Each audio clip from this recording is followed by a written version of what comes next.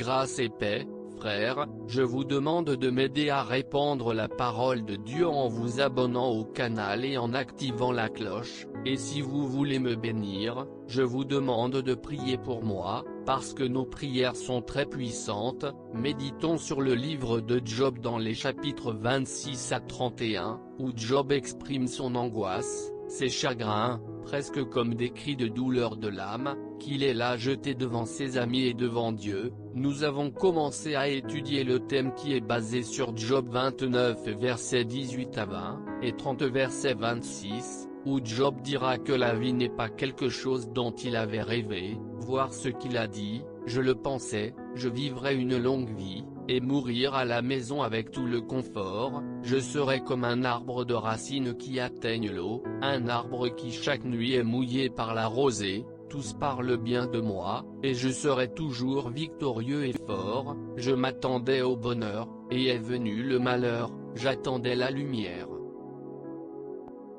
Et l'obscurité est venue, c'était le thème de l'un de nos messages, et je présenterai deux réponses à la parole de Dieu. La première réponse que parfois la vie n'est pas ce dont nous rêvons, c'est à cause de notre orgueil, nous voulons avoir tout contrôle, et nous ne rêvons pas les plans de Dieu, et nous sommes frustrés. Une seconde raison que nous présentons ici, parce que parfois la vie n'est pas ce dont nous rêvons, c'est parce que parfois nous ne sommes pas ajustés à l'ordre des desseins que Dieu a pour nous. Dans cette question que Satan a demandé Dieu, notre Job adore le Seigneur parce qu'en fait il l'aime, ou parce qu'il est avantageux pour lui d'adorer le Seigneur, et parfois dans notre vie, nous devrons faire des ajustements à ce but, parce que je sers Dieu, à la fois dans les moments de joie, d'abondance et de faiblesse. Une troisième réponse à la parole de Dieu, quand la vie n'est pas exactement ce dont nous rêvions, quand la frustration,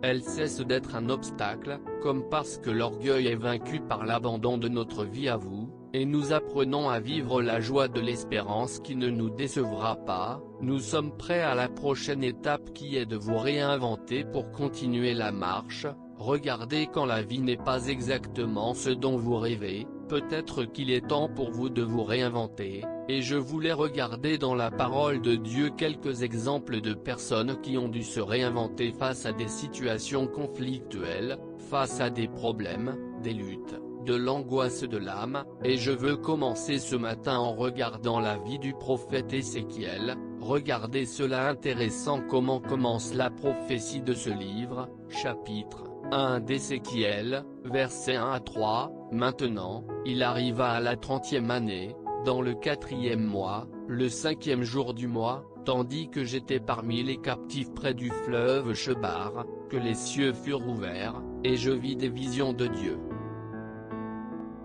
Dieu, le 5e jour du mois, qui était la 5e année de la captivité du roi Joachim, la parole de l'Éternel fut adressée expressément à Ézéchiel, le sacrificateur, fils de Buzi, dans le pays des Chaldéens, près du fleuve Kébar, et la main de l'Éternel était là sur lui. La grande question de ce prophète était, que puis-je faire quand le monde que je ne savais plus là? C'était la question de la vie d'Ézéchiel. Non seulement ses rêves avaient été frustrés, mais toute la vie et le monde qu'il connaissait avaient été changés. Voyez pourquoi Ézéchiel appartenait à une famille sacerdotale. Il avait été formé dès son plus jeune âge à être prêtre dans le temple, mais Israël avait été détruit par le puissant empire babylonien. Il n'y avait plus de temple, et il n'y avait plus de prêtrise.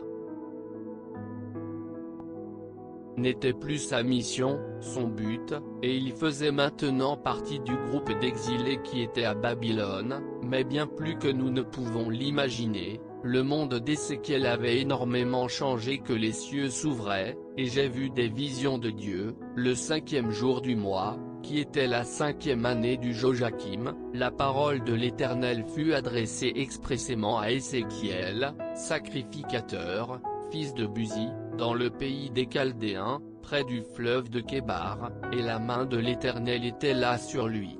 La grande question de ce prophète était, que puis-je faire quand le monde que je connaissais n'est plus?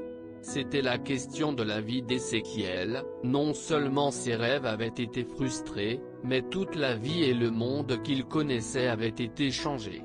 Voyez pourquoi Ézéchiel appartenait à une famille sacerdotale. Il avait été formé dès son plus jeune âge à être prêtre dans le temple, mais Israël avait été détruit par le puissant empire babylonien. Il n'y avait plus de temple, et il n'y avait plus de sacerdoce. Ce n'était plus sa mission, son but, et il faisait maintenant partie du groupe d'exilés qui était à Babylone. Mais bien plus que nous ne pouvons l'imaginer, le monde d'Ézéchiel avait énormément changé.